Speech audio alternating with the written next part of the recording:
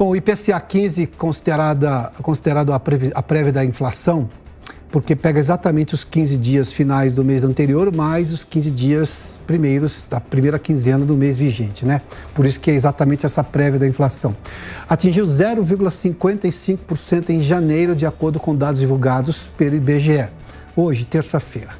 A Camila Abdelmalak já está conosco, que tem mais informações. Oi, Camila, seja bem-vinda. Boa tarde. Boa tarde, Pio. Temos os dados já? Pode ser? Temos os dados aqui na tela, Demetrios? Vamos lá.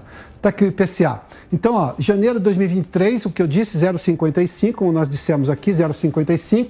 Se a gente olhar para lá, dezembro de 2022, um ano atrás, 0,52, uma oscilação de 0,03, né? Muito pouco, mas enfim. Janeiro de 2022, a gente 0,58, né? Então a gente tem aí já tem uma diferença um pouquinho maior. No acumulado do ano, 0,55, claro, é a primeira do ano também. Os 12 meses, esse é um dado importante, 5,87, Camila. A gente tem aí o peso nessa inflação preliminar de janeiro do grupo alimentação, com os itens de hortifruti pesando bastante ainda na alimentação em domicílio. Também a gente chama atenção para a alta nos custos de saúde e cuidado pessoal, também foi um grande vilão nesse IPCA 15. Por outro lado, Piotr, a gente acompanhou hoje esse anúncio da elevação do preço da gasolina pela Petrobras, mas no IPCA 15 de janeiro, a gente ainda tem a deflação do preço dos combustíveis, contribuindo para uma inflação mais amena. A gente tem que lembrar que quando a gente olha para o acumulado em 12 meses, por conta das medidas que foram adotadas no ano passado, as medidas de desoneração tributária, quando a gente olha no acumulado em 12 meses, os preços da gasolina e também do etanol e outros combustíveis mostram deflação.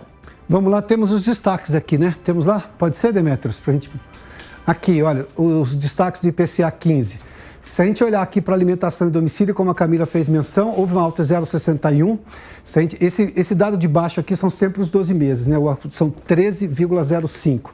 O gás de botijão caiu sim 1,32, mas ainda tem uma alta acumulada de 5,83. Energia residencial caiu 0,16. Essa já estava caindo, aliás, foi uma das grandes surpresas no mundo, foi a energia no Brasil aqui, que é de matriz mais limpa, depende menos do petróleo. A gente tem hidrelétrica no país, né? Então não foi afetado pela guerra na Ucrânia, além, obviamente, da redução de ICMS aqui no Brasil por decisão do governo Bolsonaro à época.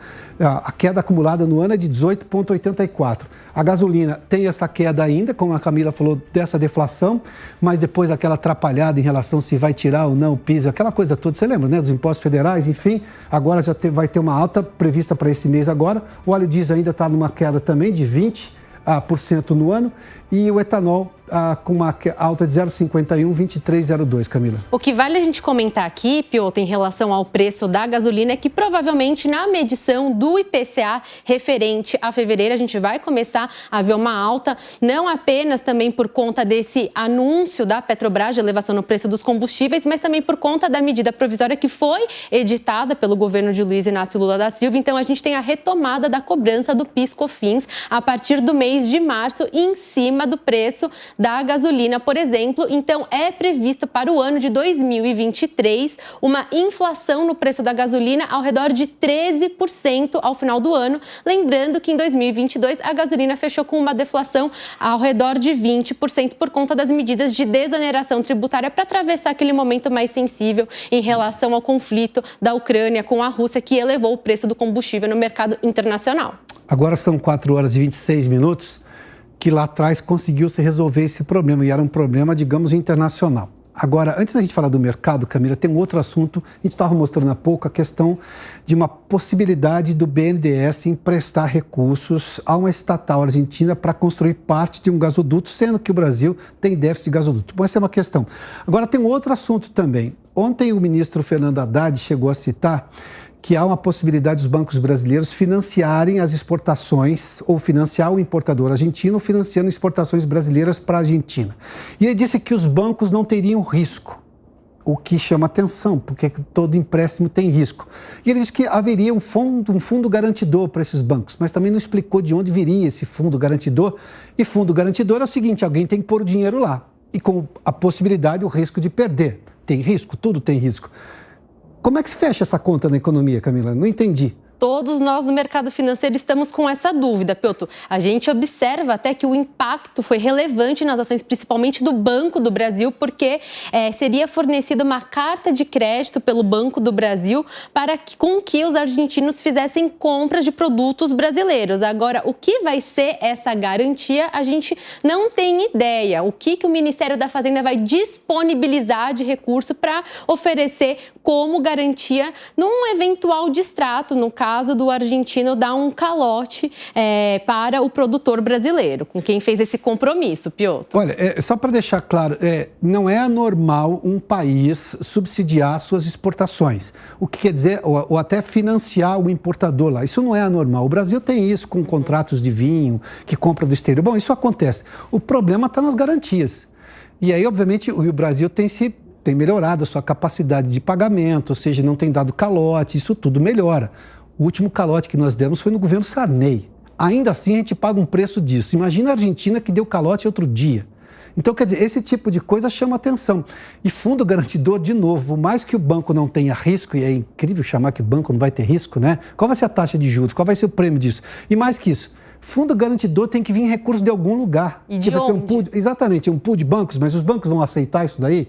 Como é que explica isso para o compliance do banco, não é, Camila?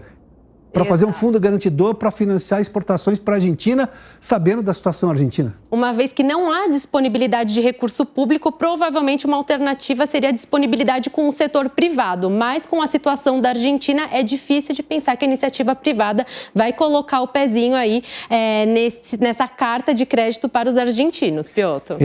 A equipe econômica precisa começar a explicar melhor o que ela quer fazer. Bom, ela tem obrigação de fazer isso, né? Vamos dar uma olhadinha no mercado, Camila? Temos aqui, neste momento, o Ibovespa sobe 0,44% a 112.232 pontos.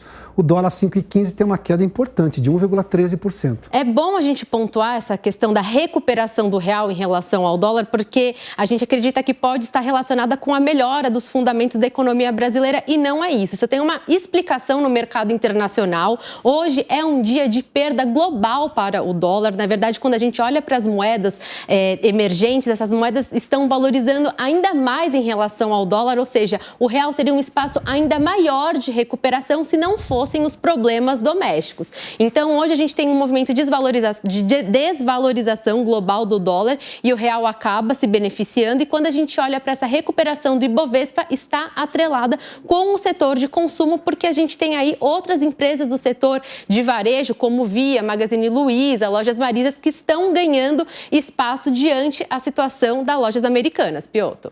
Camila, muito obrigado, viu? Obrigada. Até amanhã, hein? Camila Abdelmalak conversou conosco sobre a economia e sobre como tentar entender o que diz exatamente o ministro da Fazenda ou as ideias econômicas do governo Lula. Agora são 4 horas e 30 minutos.